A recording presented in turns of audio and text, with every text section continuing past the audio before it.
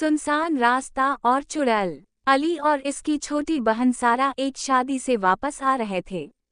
रात का वक्त था, चाँद की मध्यम रोशनी रास्ते को रोशन कर रही थी। उनका रास्ता एक सुनसान जंगल से गुजरता था, जहां दूर से उल्लू की आवाजें आ रही थीं।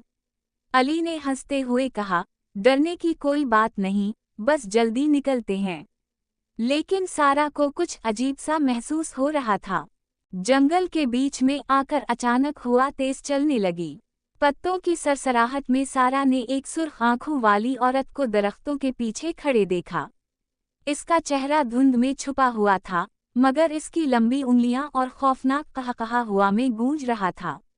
सारा ने कांपती हुई आवाज में अली से कहा, भाई, वो किया है? अली ने भी औरत की झलक देखी और फौरन सारा का हाथ पकड़कर दौड़ लगा दी। चुड़ैल ने एक भयानक चीख मारी और उनके पीछे आने लगी। रास्ता तारीक होता जा रहा था, मगर अली ने हिम्मत नहीं हारी।